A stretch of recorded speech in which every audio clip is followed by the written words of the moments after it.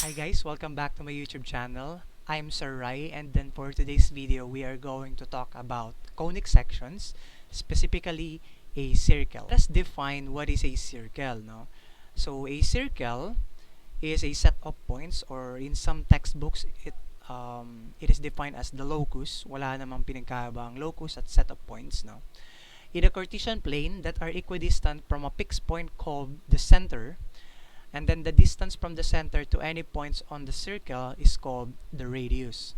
Okay, so let me draw that to you. Let us have a quick recall or quick recap on the different parts of a circle. Alright, a Cartesian plane, no, and let's circle here centered at the origin of your Cartesian plane. Ayan. So, I'm sorry kung hindi ganun ka perfect circle. Well, let's assume that this is a perfect circle, no? And then this is your center, which is the origin. Now, ang mga parts ng circle, if you still remember, and then the distance of the center from any point of this circle is called the radius. Okay? So, this is your radius, and then this one is also your radius, and then this one is also your radius. And by the way, the good thing here is that radius are equidistant to one another. So meaning yung measurement ng radius natin is constant, no? Hindi yan paiba-iba.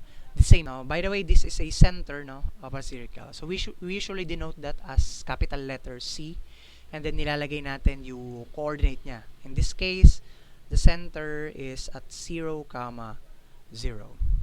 Okay? So we have here a general form of a circle. So general form of circle, okay, is given by ax square plus cy square plus dx plus ey plus f is equal to 0, where a, c, d, e, and f are elements of real numbers. Okay? And also, it must satisfy the condition that a is equal to c. So, ano ibig sabihin nun? The numerical coefficient of the x square term should be equal, or not should pala, must be equal to the numerical coefficient of the y square term. Okay, otherwise, if this is not equal, then ibang conic sections ang mapuform nun. Alright, so, but we will discuss first yung circle, no? Ito muna yung focus natin for today. Now, let us have the standard form of a circle. So, we have two standard form, okay, of a circle, depending on the position of the center, no, inside the Cartesian plane. So, guys, if you have a circle centered at origin, or should I say 0, 0. Okay, so yun yung pinakita ko kanina. So the standard form of that specific circle is given by x square plus y square is equal to r square, where x, or should I say r, is the value of your radius, or the measure of your radius. Okay, and then we have centered at h and k, meaning the center of your circle can be located anywhere on your Cartesian plane. It's either on quadrant 1, quadrant 2, quadrant 3, quadrant 4. We'll never know, no? Basta wala siya sa origin. Alright? So it is given by the standard form x minus h, quantity square, plus y minus k, quantity square, is equal to r square. Alright, guys, I just want to give you a heads up that this is centered at h and k. Okay, ulitin ko, meaning it can place anywhere on your Cartesian plane. So for the first subtopic that we need to learn is to convert general form to standard form. Okay? Hold on. So this will be our example. Let us have x squared plus y squared, x squared plus y squared minus 4x minus 2y plus 1 is equal to 0. Okay? So now,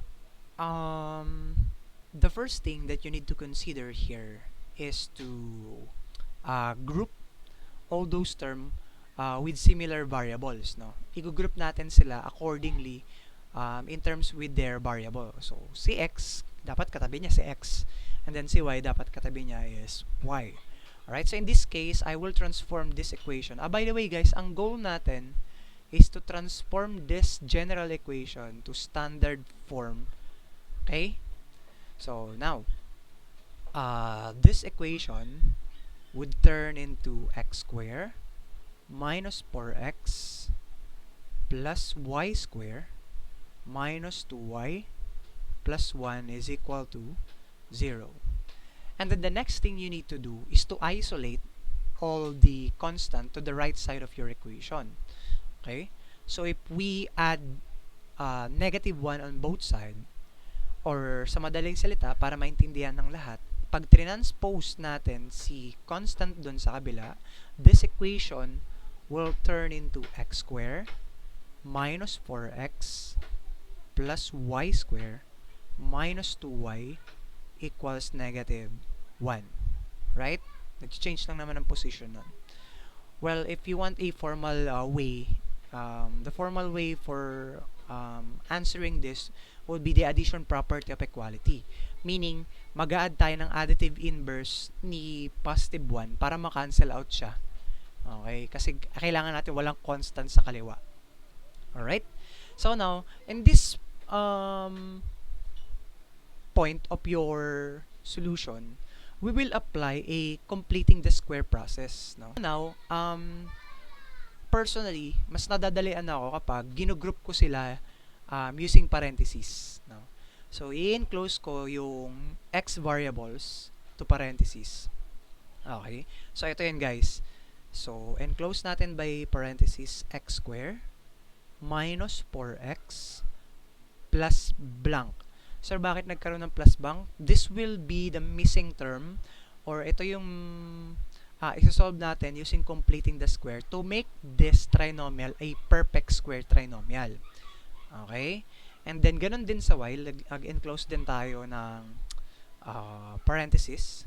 So, we have y square minus 2y plus also blank equals negative 1. Alright? Plus blank plus blank. Bakit meron dalawang blank? Sabi ko kanina, using addition property of equality, whatever you add on the left side of your equation, you must add it also to your right side to make your equation balance. Now, kung kaliwa lang yung gagalawin ninyo, hindi na siya equation, di ba? From the word itself, equation, equate, equal. No? Dapat, kung anong ginagawa mo sa kaliwa, ganun din sa kanan. Right? So, well now, to perform the CTS or completing the square, rely on this second term or the numerical coefficient of your second term. So, gawa tayo ng ibang kulay. So, general to guys, ito yung laging ginagawa sa completing the square. You will divide this number by 2. That's always. Okay? So, negative 4 divide by 2. The answer or the quotient is negative 2. Okay? And then that quotient, ang gagawin nyo dyan sa quotient na yan, ay i-square ninyo. Okay? Kaya nga siya completing the square. Alright? So, negative 2 quantity square is the same as negative 2 times negative 2. That makes it positive 4. Okay? Now, in this case naman, ganun din. Let us divide this numerical coefficient, negative 2, by 2. So, negative 2 divide by 2, you have negative 1. And that quotient, negative 1, ay i-square ninyo. Hindi square root i-square. Meaning, i-multiply sa sarili niya dalawang beses.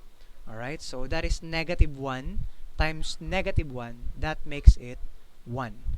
Now, since we add 4 and 1 to the left side of our equation, it all makes sense na dapat mag-add din tayo dito ng 4 at mag-add din ng 1. Okay? So, that's how it is. No? Alright.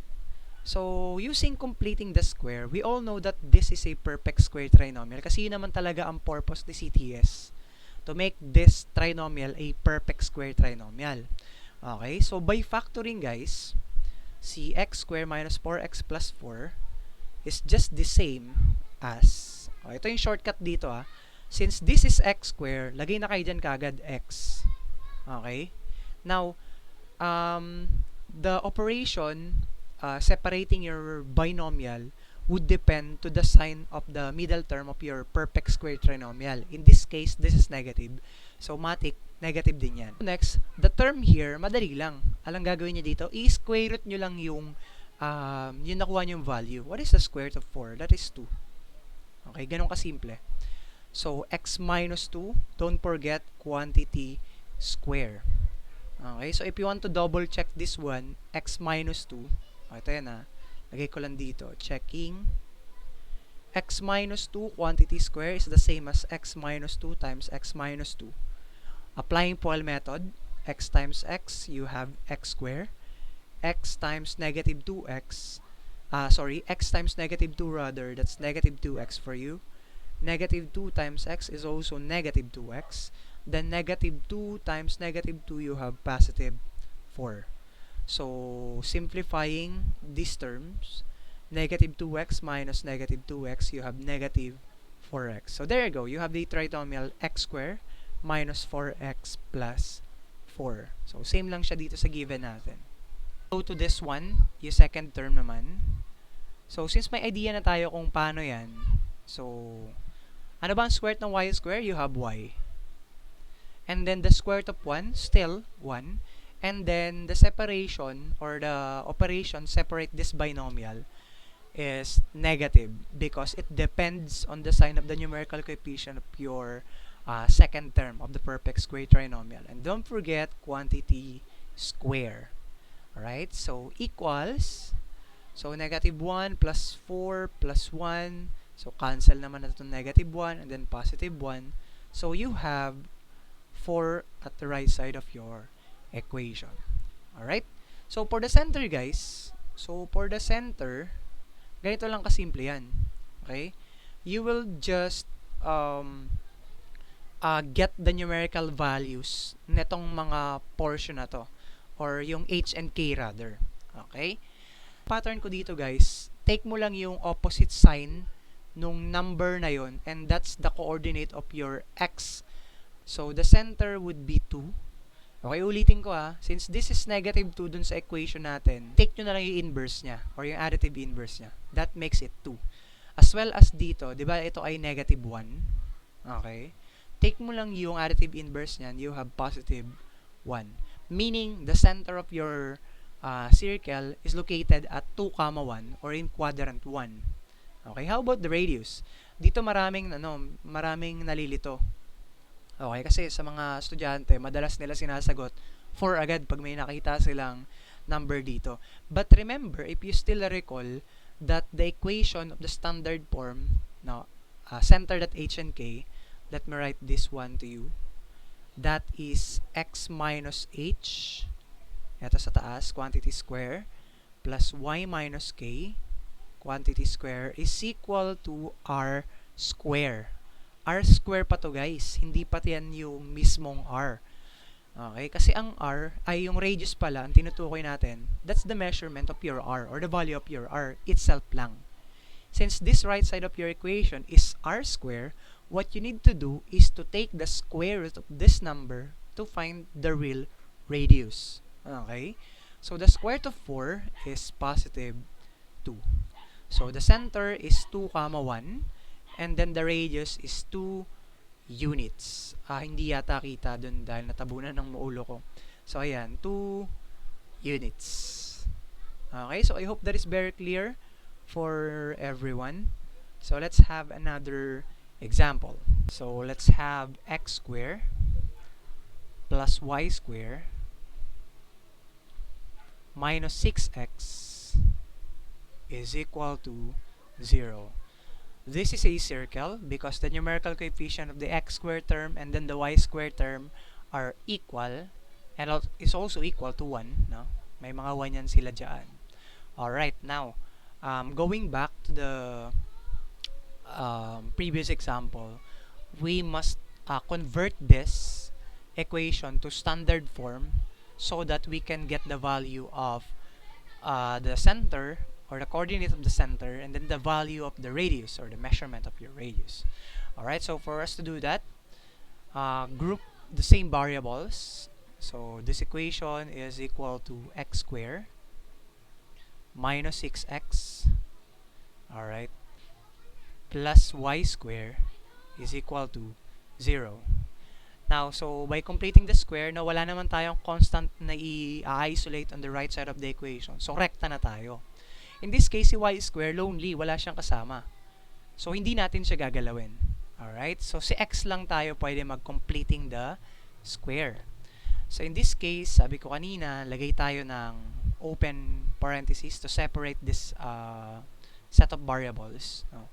So, let's have x squared minus 6x plus blank, the one that we are going to add upon completing the square, plus y squared is equal to 0.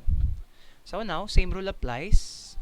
The numerical coefficient of the middle term, negative 6, i-divide natin to positive 2. Negative 6 divide 2, you have 3. Alright? And that 3, you're going to take its square. So that's 3 square for you. So 3 square means 3 times 3. That is actually 9. And if you add 9 on the left side of your equation, you must also add 9 on the right side of your equation. Okay? So now, let us perform completing the square, or let us factor this in a perfect square trinomial. Using factoring, we can obtain this perfect square trinomial, or we can factor this one in a form of the square root of x squared is x, the square root of 9 is 3, and then the sign of the middle term is negative. So that makes it x minus 3 quantity square plus y square is equal to 9. Now, marami pa rin nalilito dito sa ganitong klaseng problem, though this is just an easy question. So for the coordinate of your circle, for the coordinate rather of your center, alright, so turo ko kanina, just take the additive inverse, no? So since this is x minus 3, that's negative 3, right? X minus 3. So the coordinate of your h, or the x coordinate of your center, is equal to 3. Kabaliktaran lang, additive inverse. And then sa y, wala, no? Tama? Wala tayong nakikitang x plus something or x minus something. If it is so happen na makakita kayo ng y square lang or x square lang, automatically guys, nakalocate yon sa 0 coordinate. In this case, ano ito eh, yung y square kasi, I can treat this one as y minus 0 quantity square. Right? Kasi ano ba yung y minus 0? Still y. And then, copy lang yung square. So, para hindi na lang masyadong magulo, hindi na nilagay yung minus 0. Okay? And then, for the value of radius, okay, so let us find the value of radius. So, some of you might say 9, but wrong. Yung 9 na to is r square part pa. So, what you need to do is to take the square root of this particular number. So, the square root of 9 is positive 3. So, I hope you learned a lot from this video. So, if you have any questions or inquiries, feel free, no, to comment in our comment box there below so that I can address that properly. So, once again, this is Teacher Rai or Sir Rai. Bye for now.